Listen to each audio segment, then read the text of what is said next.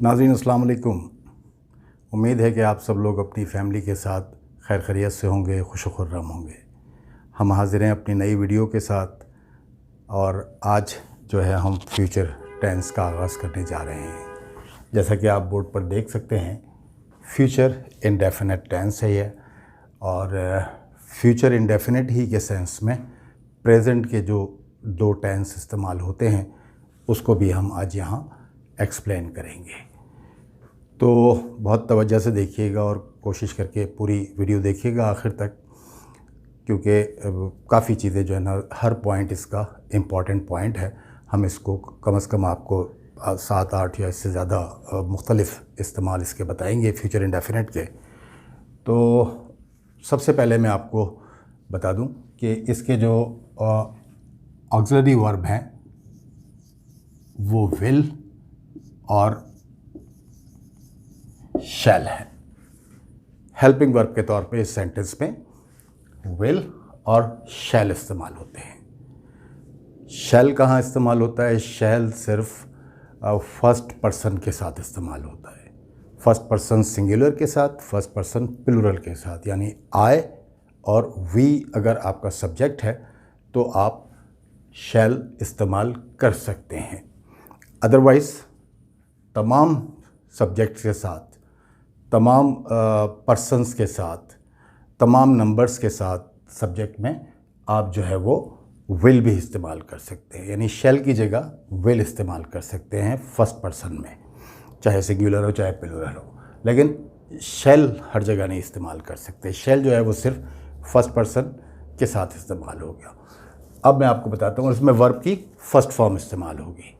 ठीक है, दो चीज़ें मैंने आपको बता दी हैं और अब मैं आपको पहला जो मतलब इसका सही इस्तेमाल बता रहा हूँ कि ऐसे एक्शन के लिए, ऐसे काम के लिए कि जो हम दौरान गुफ्तगू जो है वो या बोलते वक्त जो है वो डिसाइड करते हैं कि हमने ये काम करना है या मैं ये काम करूँगा, तो फिर जा कर के जो है ना वो ये सिंपल विल और शैल के साथ बनता है। इस बात को जहन में रखिएगा, क्योंकि आगे चल के जब मैं दूसरी बातें आपको बताऊंगा तो उसमें आपको डिफरेंस पता चलेगा कि मैं क्या कहना चाह रहा हूँ। पहले मैं इसकी आपको एक दो मिसालें दूंगा, जैसे ओह,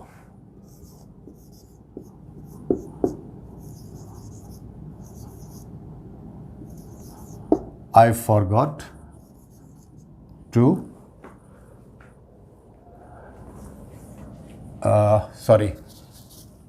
I have left the door open। ये सेंटेंस फ्यूचर इंडेफिनिट का नहीं है, ये तमहीद बांधने के लिए और एक सिचुएशन बताने के लिए आपको मैं साथ में ये सेंटेंस मैंने लिख दिया है। Oh I have left the door open. दरवाज़ा जो है वो मुझसे खुला रह गया है या मैं खुला छोड़ाया हूँ। आई शैल गो या will go and shut it. ये फ्यूचर इंडेफिनिट का सेंटेंस है। आई शैल गो एंड शट इट या I will go and shut it. तो अब जो है यहाँ पर देखिए कि एकदम से ख्याल आया जब ये जुमला बोला जा रहा है कि oh I have left the door open, तो उसी वक्त जो है ना ये डिसाइड किया कि मैं जाऊँगा और दरवाज़ा बंद करूँगा। ठीक है, दूसरा सेंटेंस देखिए। ए ने बी से पूछा, फर्ज कर लें, did you phone Shahid? Question है, डिड यू फोन शाहिद? तो वो कहता है, बी जवाब देता है कि ओह नो आई फॉरगॉट। नहीं, कहते ओह नो मैं भूल गया था। और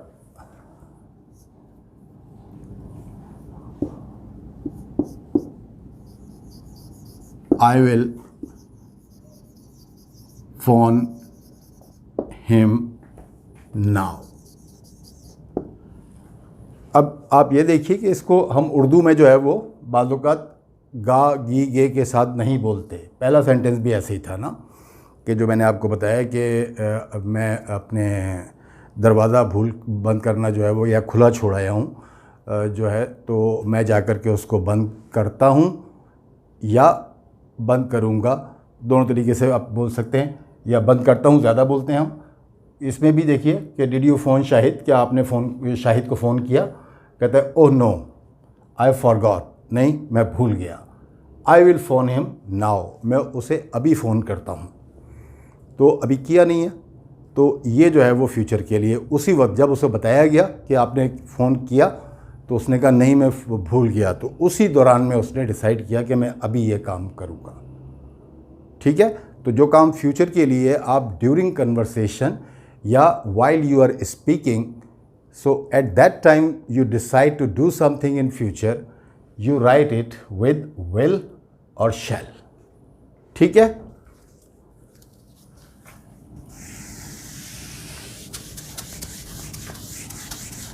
एक सेंटेंस में इसका आपको और बताता हूं।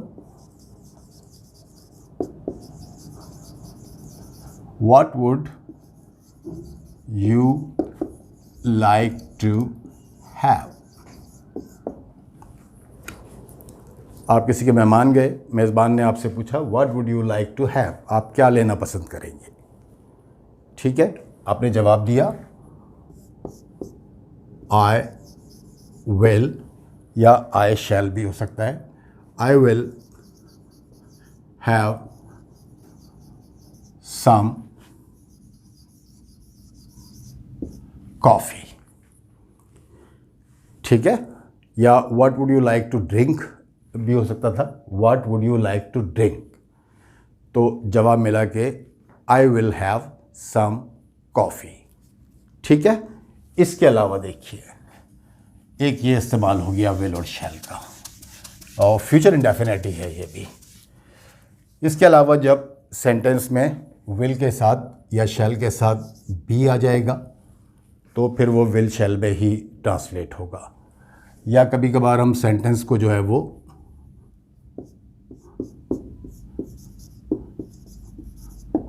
I think, I don't think, या प्रोबेबली वगैरह इस तरह के अल्फाज के साथ जब हम इसको बोलते हैं, या आई एम श्योर,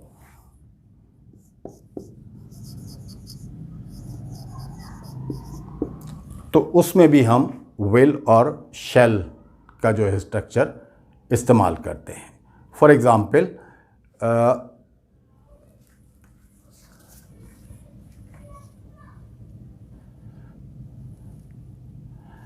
मैं आपको, आपने नोट कर लिए होंगे ये, तो आई एम श्योर जो है वो उसका स्ट्रक्चर आपको पहले उसका इस्तेमाल बता देता हूँ आपको मैं पहले, कि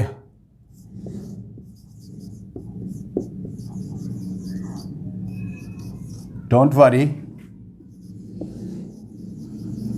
about the results, I am sure you will pass। Don't worry about the result, I am sure you will pass।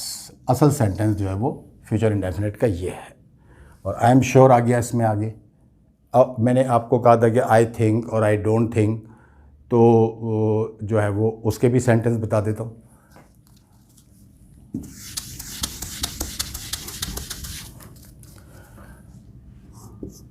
I feel hungry, I think I will have something to eat। I think I will have something to eat. तो I think के साथ हमने ये sentence बनाया है। Will है, first form है, और इससे पहले भी जितने सेंटेंस अभी तक आपको समझाए हैं उन सब में वर्ब की फर्स्ट फॉर्म आ रही है, आपने देखा होगा। ठीक है ना। I will have something to eat. तो आई थिंक के साथ जब सेंटेंस बनाएंगे हम फ्यूचर के बारे में सिंपल वे में जब बात करेंगे, तो फिर जो है वो आई थिंक, आई विल या he will, she will, I think के साथ जब भी विल आएगा तो जो है वो विल और शैल इस्तेमाल करेंगे, यानी शैल फर्स्ट पर्सन के साथ, आई या वी के साथ, और विल भी इस्तेमाल कर सकते हैं। मैं आपको ये शुरू में बता चुका हूँ। दूसरा सेंटेंस मैं आपको बताता हूँ।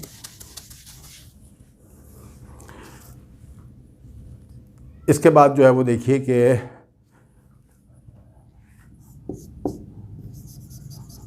I am to tired, I am to tired, I don't think I will go out this evening। मेरा नहीं ख्याल कि मैं आज शाम को जो है वो बाहर जाऊंगा क्योंकि मैं बहुत थका हुआ हूँ। ठीक है।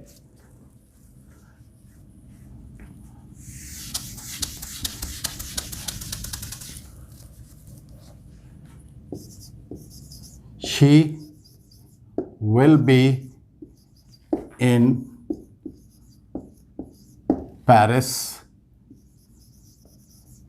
next week। मैंने कहा था ना कि विल के साथ जब अगर बी आ जाएगा, अगले हफ्ते वो पेरिस में होगी। तो इस तरह का कोई भी जो है वो सेंटेंस बन सकता है कि बी के साथ जब आप इस्तेमाल करेंगे, बी माने होना, तो होने के लिए जो है वो आप कोई भी सेंटेंस जो है वो इस्तेमाल कर सकते हैं।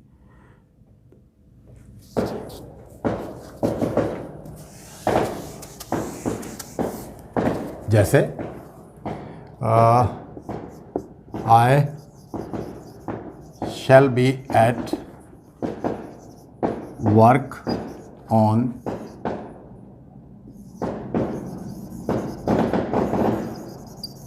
Saturday।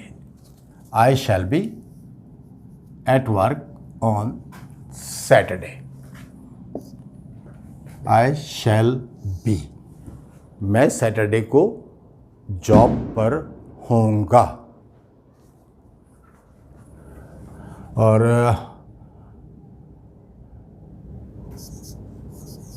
she will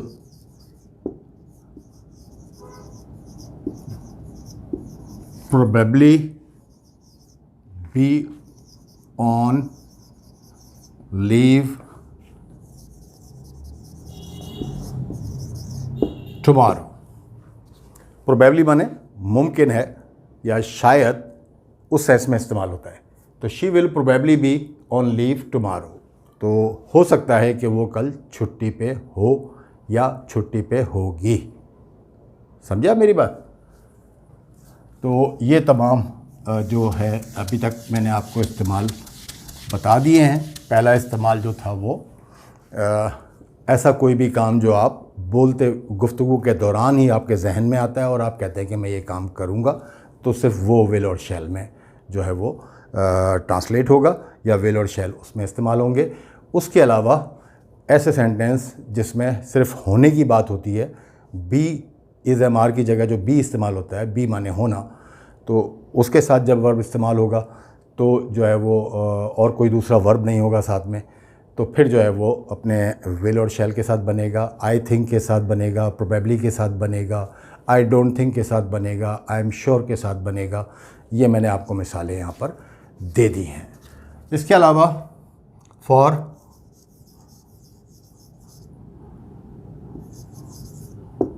offering, for offering, agreeing, promising, ठीक है, और asking somebody to do something, किसी से कोई किसी को कोई काम करने की ऑफ़र करना, ठीक है, या किसी काम को करने पे रज़ामंद होना, एग्री होना, किसी काम को करने का वादा करना, प्रॉमिसिंग, या फिर जो है वो किसी को कोई काम करने के लिए कहना। समझ गया मेरी बात?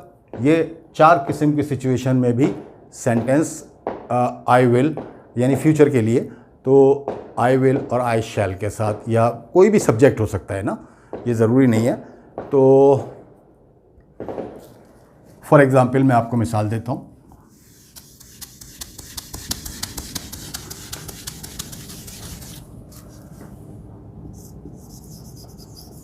That bag looks heavy, that bag looks heavy, ठीक है। I will help you with it, offer करना किसी को एक काम को करने की कि ये काम मैं कर देता हूँ। I will help you with it, मैं इसमें आपकी मदद कर देता हूँ। तो ये भी फ्यूचर से बनेगा, क्योंकि मदद की तो नहीं है ना, करेंगे। जब देख रहे हैं कि उसको कह रहे हैं कि दैट बैग लुक्स हैवी, ये बैग जो है आपका काफ़ी वज़नी या भारी नज़र आ रहा है, तो मैं इसमें आपकी मदद कर देता हूँ। इसी तरीके से ये ऑफ़र हो गई।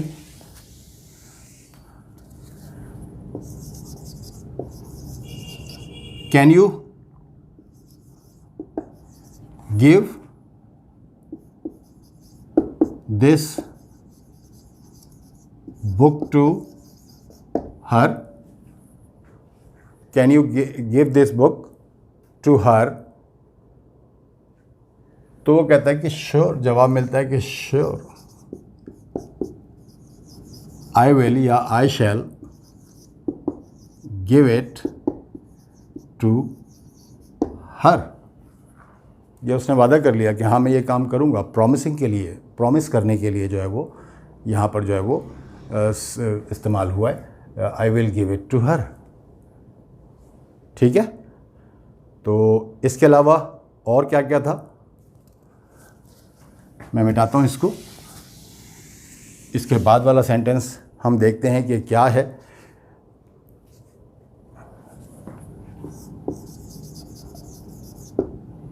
थैंक्स फॉर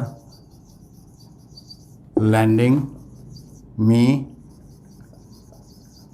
मनी, बल्कि जो लास्ट सेंटेंस था ना हमारा कि I will give it to her, उसको आप एग्री होने पे जो है वो ज़्यादा सूट करता है कि वो एग्री हुआ है इस बात पे कि हाँ मैं ये उसको दे दूँगा।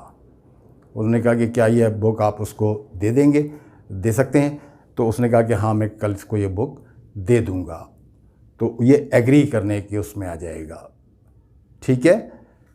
Thanks for lending me money, I shall या विल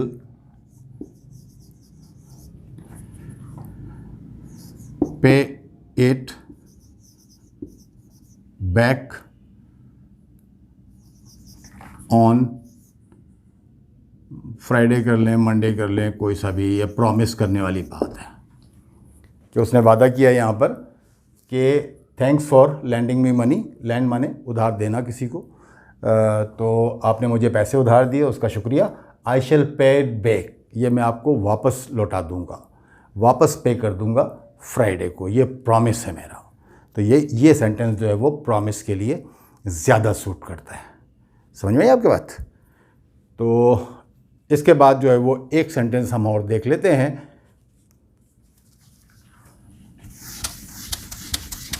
जो हमने आखिर में एक उसकी किस्म लिखी थी कि किस किस्म के सेंटेंस होते हैं वो, तो asking somebody to do something, right.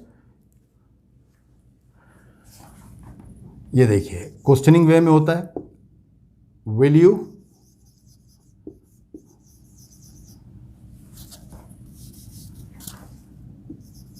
Please turn down the, कोई भी ऐसी चीज़ जो घर में तेज़ आवाज़ में चल रही हो सकता है टेलीविज़न हो सकता है, स्टीरियो हो सकता है, या कोई सीडी प्लेयर हो सकता है। तो हम टेलीविज़न लिख लेते हैं ये, can you please turn down the television,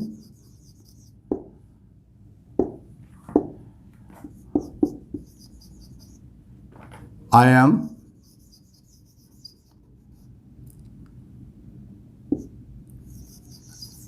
studying. Will you please turn down the television? Turn down the television का मतलब हुआ आवाज़ कम करना। Turn down आवाज़ कम करना, और turn up बिल्कुल डाउन का जो ऑपोजिट है, टर्न अप आवाज़ बढ़ा देना किसी चीज़ की, जो कोई भी प्लेयर टाइप के होते हैं ना, उसमें जो है वो हो जाता है। ठीक है, ये इस्तेमाल जो है वो विल और शैल का हो गया। तो शैल का मैं आपको, कभी कभार ऐसा भी होता है कि विल जो होता है वो, वैसे तो मोस्टली सारे सेंटेंस फ्यूचर के हैं, लेकिन कुछ जगहों पे और कुछ जगहों पे ये जो है वो प्रेजेंट का भी सेंस दे देता है। ठीक है, प्रेजेंट का सेंस कहाँ पर देता है? विल या शैल जो भी हो, जैसे don't phone him now. Don't phone him now, उसे अभी फ़ोन मत करो। He will be asleep. He will be asleep, वो सोया हुआ होगा इस वक्त। तो अभी उसको फ़ोन नहीं करो, वो सोया हुआ होगा। ये एक अंदाज़ा लगा रहे हैं इस वक्त के लिए कि अभी फ़ोन मत करो। तो ये प्रेजेंट की सेंस या उसकी मीनिंग इस तरह का सेंटेंस दे देता है। तो इसमें आप और भी जो है वो अपने सेंटेंस बना सकते हैं, जिस तरह की मैं सिचुएशन, क्योंकि इसमें इतनी डिफरेंट सिचुएशंस हैं और इतने डिफरेंट इसके यूजेजेस हैं, तो मैं एक एक दो उसके बावजूद भी ये वीडियो जो है वो लेंदी होती जा रही है। तो देखिए, शैल आई और शैल वी, इसका जो है एक बिल्कुल ही डिफरेंट जो है वो इस्तेमाल है। लोगों से पूछने के लिए, ओपिनियन लेने के लिए, उनसे पूछने के लिए, ख़ास तौर पे कुछ ऑफ़र करने के लिए और उससे या सजेशन लेने के लिए। ठीक है, for opinion about sorry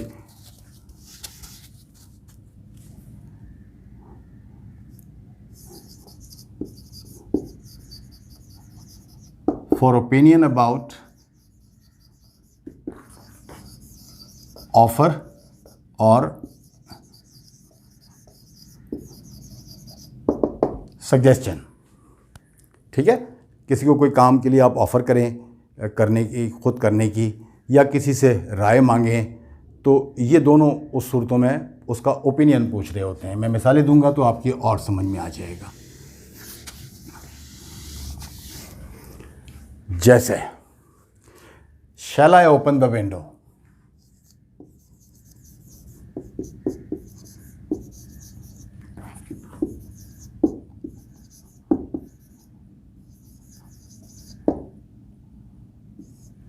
shell I open the window, किसी से आप पूछते हैं ना, क्या ख्याल है खिड़की खोल दूं? मतलब कोई थोड़ी सी गर्मी महसूस हो रही हो आपको, या हवा कम महसूस हो रही हो, ऑक्सीजन, तो आप किसी की राय लेते हैं कि आपका क्या ख्याल है, what's your opinion. Shall I open the window. इसी तरीके से shall we dine out tonight, ये अभी ऑफ़र कर रहे हैं आप किसी को। शैल वी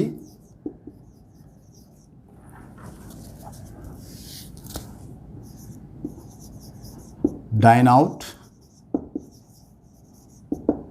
टुनाइट, क्या ख्याल है आज बाहर चल के खाना खाएं? ये भी ऑफ़र है, हैं?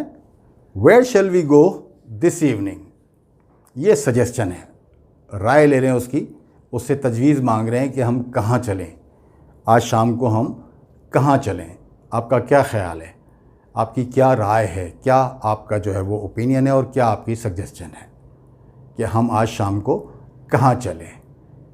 इसी तरीके से जो है वो किसी को will you shut the door please और या shall I shut the door please, ये दोनों सूरतों में जो है ना वो मुमकिन है।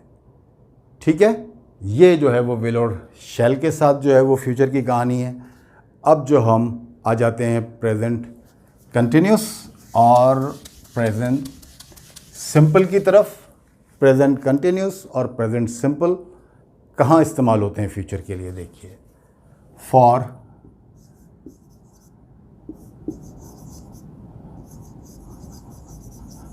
Personal plans oblique arrangements oblique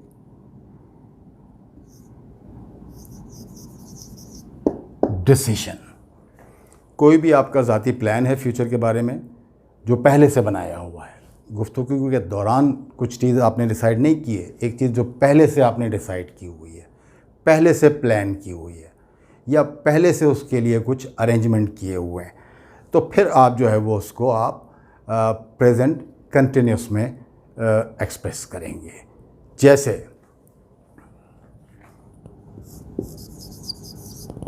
they are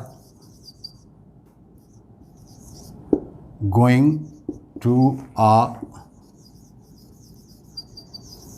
wedding tonight कर दें, वो आज शाम को शादी में जाएंगे, आज रात को, ये उनका प्लान है। ठीक है, ये प्लान उन्होंने पहले से बनाया हुआ है। शादी वादी में कहीं जाना होता है, कार्ड जो है वो हफ्ता 10 दिन 15 दिन महीना पहले आ जाता है, तो इंसान जो है वो कभी हफ्ता कभी 15 दिन पहले कभी 2 दिन पहले प्लान कर लेता है कि मैं शादी में जाऊंगा फ़लाँ तारीख को। तो ये पहले से प्लान की हुई बात जो है वो बता रहे हैं कि ये उनका प्लान है, उन्होंने प्लान किया हुआ है कि वो आज रात को शादी में जाएंगे।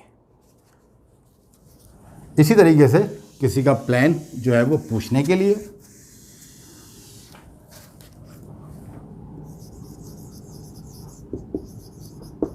What are you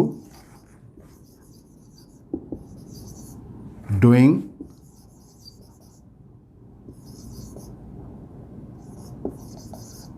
tomorrow, what are you doing tomorrow, कल का आपका क्या प्लान है, यानी कल आप क्या करेंगे या कल आप क्या कर रहे हैं, तो उसका प्लान मालूम करने के लिए कि उसका क्या मंसूबा है, क्या प्रोग्राम है, वो पता करने के लिए जो है वो आप प्रेजेंट कंटिन्यूस ही इस्तेमाल करेंगे। 2-3 सेंटेंस में आपको ज़बानी बता देता हूँ। Ehsan is not coming to the party, Ehsan is not coming to the party, इसका मतलब ये हुआ कि एहसन का प्लान नहीं है पार्टी में आने का। अच्छा, ये हो गया, ये तो सिंपल कंटिन्यूस था ना। इसके बाद कंटिन्यूस में ही एक और स्ट्रक्चर है गोइंग टू के साथ वर्ब की first form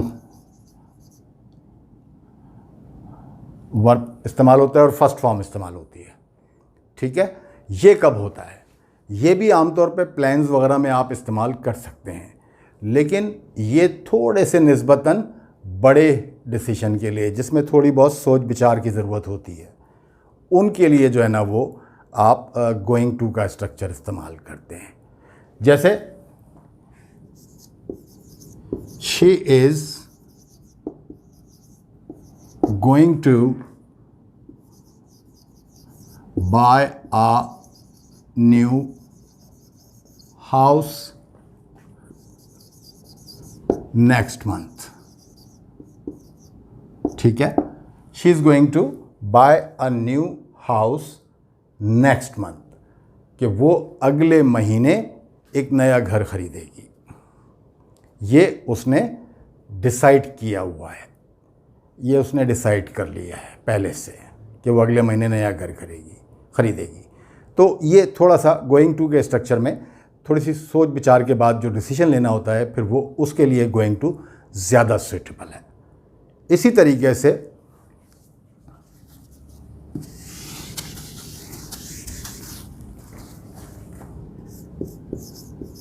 he is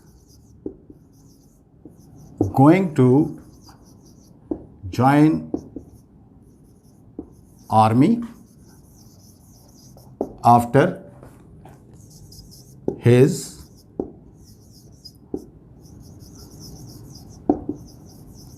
intermediate.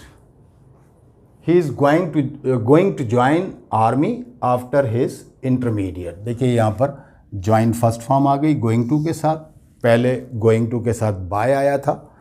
तो करियर का मामला है, ऐसे ही तो बंदा प्लान नहीं बना रहा था बैठे बैठे, तो सोच विचार करने के बाद बाकायदा एक डिसीजन लेता है इंसान, उसके तमाम प्रोज एंड कॉन्स देखता है, तो उसके लिए फिर गोइंग टू ज़्यादा सूटेबल है। समझ में आ गई आपकी बात? गोइंग टू का एक इस्तेमाल मैं आपको और बता दूं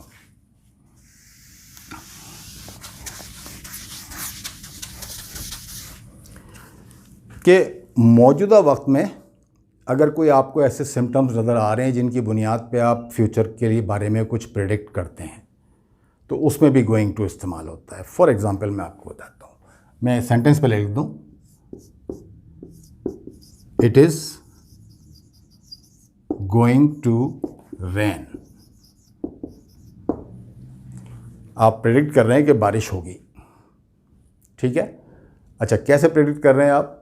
ऑफ कोर्स आसमान पे काले गहरे बादल हैं या सफोकेशन बहुत ज़्यादा है, it is very close today, हवा बंद है, तो वो तमाम आसार आपको नुमाया नज़र आ रहे हैं जिससे किसी चीज़ के होने की आपको मतलब जो है वो प्रेडिक्शन आप कर सकते हैं। तो इसके लिए it is going to rain. इसी तरीके से फ़र्ज़ करें कि कोई मैच है इस किस्म का कि आखिरी जो है वो 5 ओवर रह गए हैं और शायद 7 या 8 या 6 रन चाहिए, तो आप कह सकते हैं उस टीम के लिए Pakistan is going to win the match, क्योंकि आप जो नज़र आ रहा है बज़ाहिर आपको इस वक्त प्रेजेंट में, उसके बुनियाद पे आप फ्यूचर के लिए कोई भी फोरकास्ट या प्रेडिक्शन जो है वो इस तरह से कर सकते हैं। 2 मिसालें आपको मैंने दे दी हैं, तो बाकी सेंटेंस जो है वो आप ख़ुद भी जो है वो बना सकते हैं, ठीक है। और एक आखिरी चीज़ जो इसमें अब रहती है वो मैं आपको समझा दूं, प्रेजेंट सिंपल का इस्तेमाल जो है वो फ्यूचर के लिए कब होता है? प्रेजेंट सिंपल का इस्तेमाल फ्यूचर के लिए उस वक्त होता है कि जब हम कोई टाइम टेबल की बात कर रहे हों। फ्यूचर ऐसी चीज़ें जो टाइम टेबल से चलती हैं, ऐसे उसमें जो है वो कोई स्केड्यूल या शेड्यूल जिसे कह लें, मतलब दोनों के अलग अलग प्रोनाउंसिएशन है, ब्रिटिश और अमेरिकन का फ़र्क है। ब्रिटिशर्स आमतौर पे शेड्यूल कहते हैं और अमेरिकन स्केड्यूल कहते हैं।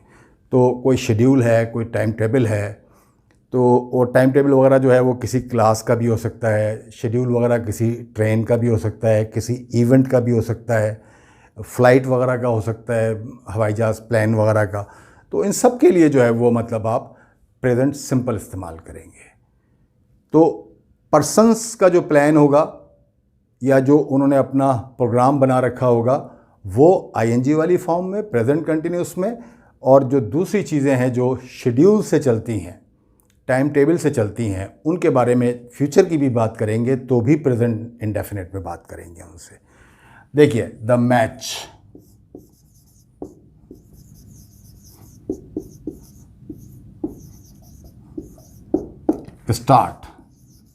starts at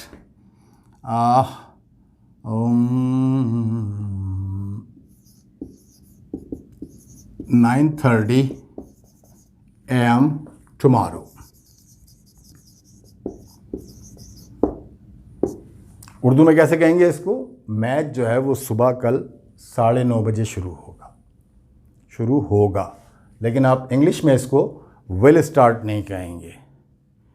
is going to start at 9:30 AM tomorrow नहीं कहेंगे। The match is starting at 9:30 AM tomorrow नहीं कहेंगे। प्रेजेंट सिंपल में चूँकि ये शेड्यूल है पहले से, तो शेड्यूल्ड चीज़ें जो हैं, जो अपने शेड्यूल के मुताबिक चलती हैं या टाइम टेबल के मुताबिक चलती हैं।